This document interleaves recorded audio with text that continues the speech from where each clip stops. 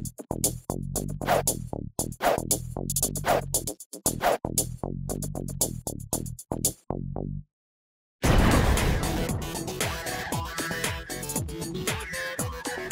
up, everybody? You are tuned into the Buzz Club, and this segment is called the Beehive, and I'm sitting here with some really cool people. Would you introduce yourselves for me, please?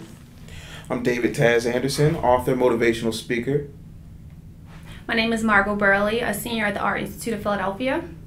I'm Dave Martin. I'm a sophomore at Temple University. Should you marry someone and you don't have a job, or one person doesn't have a job, like, or do you think both people should be like financially independent? Because I believe financial independence is very, very important. Yeah, definitely. You Never cannot to depend on depend. somebody. You can't depend on a Never. male or a female No. for money. I feel like you as an individual, you should make your own money, because something could happen today or tomorrow when you guys break up, and then if you know, if I'm with a guy and I'm broke, what am I going to do? Where am I going to go? Where How am I many gonna people go? stay in bad, toxic relationships because they have no finances to move away?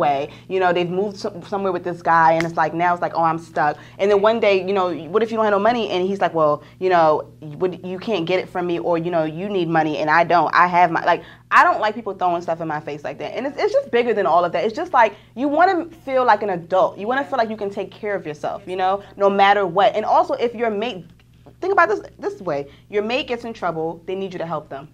Financially, you know, you need to maybe bail him out of jail. Who knows what happened? He might have had a DUI and he was in jail. You never know. Like, seriously, like, you definitely need to be financially independent in this day and age. That's a big part, I think, to dealing with people. And honestly, for myself, that's something that I look into when I deal with a person. I'm not going to just talk to you because of how you look, or it's not about what you have, but at the same time, I'm not going to mess with somebody who doesn't have nothing going for themselves, you know? Like, I'm not going to mess with a guy who doesn't have any money. Like, that's just me. Like, I'm just not. I'm not like, going to mess with you if you don't have any ambition. If you don't have any ambition, if you're not hardworking, goals, if you don't love yourself, if you don't respect yourself, anything, if you know. I need to know that you're able, I need to know as a woman that you are able to take care of yourself as a man, and then one day you may be able to take care of a family. Right. So you need to show me first that you're fine to take care of yourself. If you're like, if I'm dating you and you can't even pay for groceries, excuse me? Right. Like, it's not about having tons of thousands of money. We're all young. We're kind of like all broke on the same level. But it's like, you have a job, you have some type of source of income, you're doing something with yourself. But are you saying you want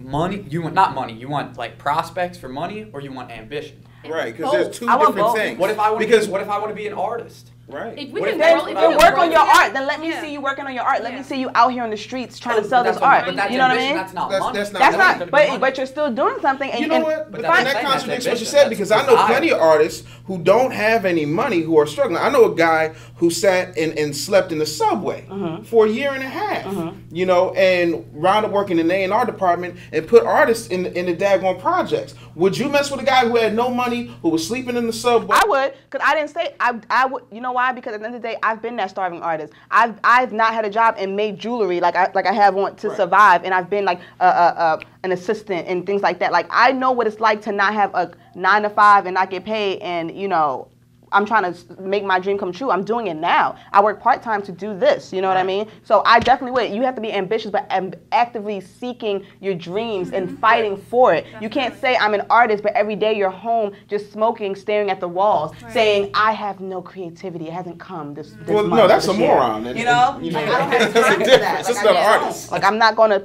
no, I won't feed that at all. But at the same time, how do you eat? You know, make sure you're out here, like, you may not have that 9 to 5, but you're eating in some way, you know, like, you're not asking me for money, because I am not taking care of a grown man.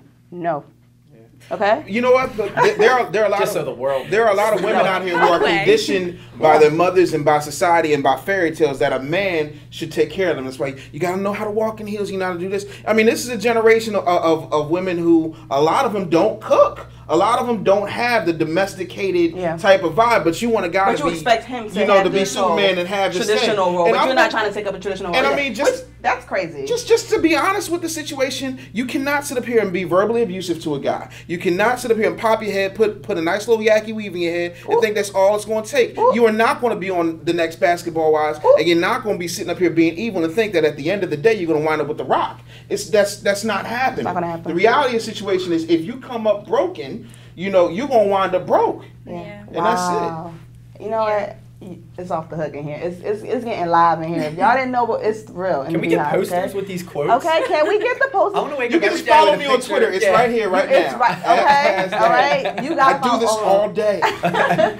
So would you date anybody? Oh, I just picked up the recent Sister to Sister magazine in April, and Ice-T and Coco had an article. And Ice-T said that the problem with a lot of black women why they're single is because they won't open themselves up to other races, but black men are loved by women of all around the world, and they're open to other women, you know, and they're kind of getting tired of being treated badly, or, you know, just because, you know, a lot of black women do expect these high standards, this long list. But he said if more black women are open to other races, they could find happiness. They could. Like him and Coco. But the other would thing, you guys? I mean, it doesn't matter to me. My lady is black, and I love her dearly.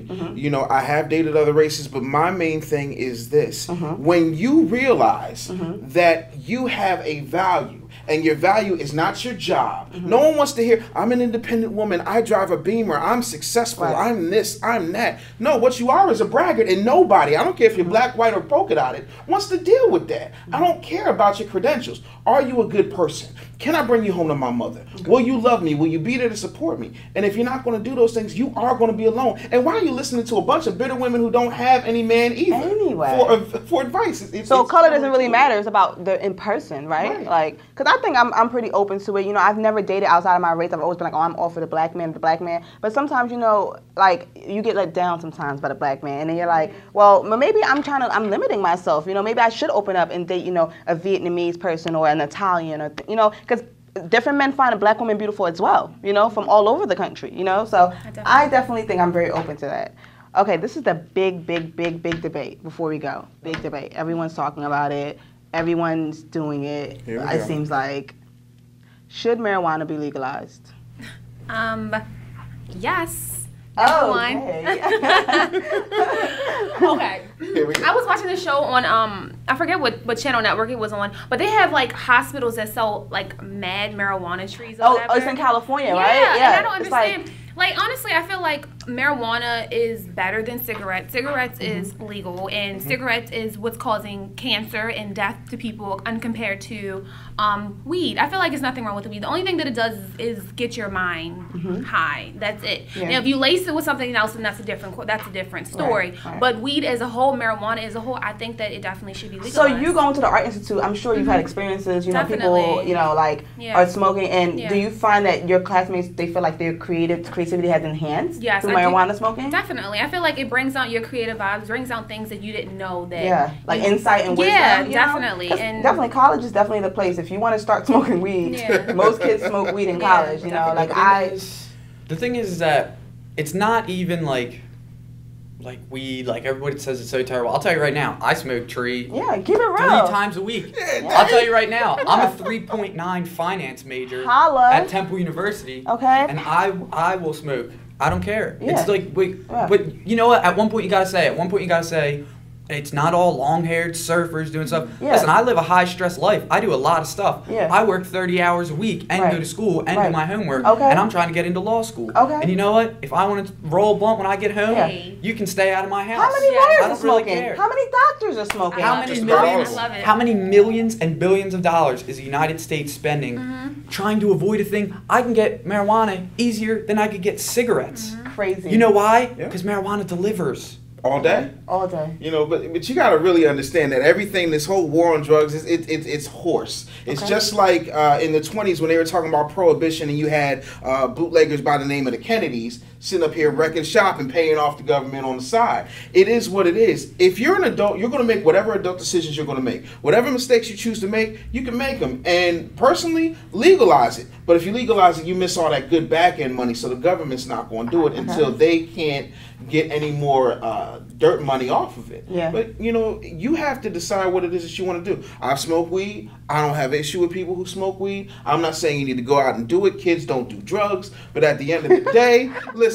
This show is not for kids, by the way. This is definitely a 20, 30-something show. If I'm not operating any heavy machinery, if I'm not doing anything that involves saving lives, same thing as by all means, go ahead. I mean, how many bottles have killed innocent children? How many natural, quote unquote, legal drugs? Have you ever listened to these commercials? Side effects include thoughts of suicide, thinking about killing your mother, having a headache, loose bladders, death. but you have a sinus infection. You see what I'm saying? Yeah. Like these prescription drugs will are kill more you dangerous. more dangerous than marijuana itself. And also, it depends how you smoke it. Because if you smoke it in a pipe, it's more natural. You're not rolling any tobacco. I mean, these are things I know from experience, from being with my friends. And the reality is, like, I'm always torn because it's like there are times that you do need to not smoke, you know. Let's just put that out there, you know. Yes. But I do believe it was put here for a reason. Yeah. And whether it's to calm your nerves, whether it's to cure your glaucoma, whether it's to, you know, keep you chill in times of high stress, or some people, their mom died today. I'm gonna go roll a J, and I'm gonna calm my nerves. Well, Seriously. the funny thing is, like, I smoke, honestly, I smoke to sleep half the time. If you have a midterm tomorrow and it's 12 and you're wired and you can't do, you smoke and you will sleep like a child. But like the thing a baby. Is, what are you gonna take, like Lunesta or something like that? Yeah. You could get addicted to it. Oh, I hope I've got 10 hours to sleep, because once I take this, you're done. Yeah. Like you take nighttime cold medicine. Yeah. You're out. Well, you take feel 2 puffs of the good. You take sleep. You take NyQuil and you will get a NyQuil hangover the next day. You'll feel crabby. I'll tell you right now. But it's like, you know, like you said, like it's until people just stop saying like, oh, it's a gateway drug. It's not a gateway drug. It's a gateway dealer who goes, oh, you want weed? Well, I got some ecstasy too. And you know what? That's a great. You don't go to 7-Eleven and they go, hey, let me get some cigarettes, and he goes, I got chewing tobacco too. You want some of that? Yeah, like, right. No, I don't want to. Like, I don't want that. You know. I came here to buy soda. Like, chill. What were you saying? No, I mean it's just one of those things where you have to make your own decision. Stop acting like it's everybody else's fault. It's not your deadbeat daddy's fault. It's not your baby mama's fault. It is you. And if you choose to smoke weed and you are adults enough to handle that, if you choose to drink a beer and get behind the wheel of a car, do what you do, but you have to be responsible for your actions. So legalize it. I have a mother. My father's dead. I don't need the government parenting me. If I want to roll a blunt, I am. I prefer bowls when I did indulge, but. All right, guys, we are about to head out. Any closing remarks before we leave the Beehive? Oh, we're all gonna look at me. Well, I mean, you have a lot to say, Dad. Yeah, don't be a fool. Stay in school. What else we got? That was some fresh out of Sesame Street. There it is. Work hard, stay positive, love yourself, empower one another, help one another, and be of a service to others. That's what it is. Greatness is not achieved by throwing your dreams in the microwave. You have to go out and get it. You have to work for it. So wake up, bake up, cake up. I'm feeling my guests, okay? I don't know about you guys, but they definitely put me on, all right? Be sure to watch more of The Buzz Club every Tuesday night at 9:30 p.m. on Philadelphia's Comcast, Channel 66, and Verizon, Channel 29.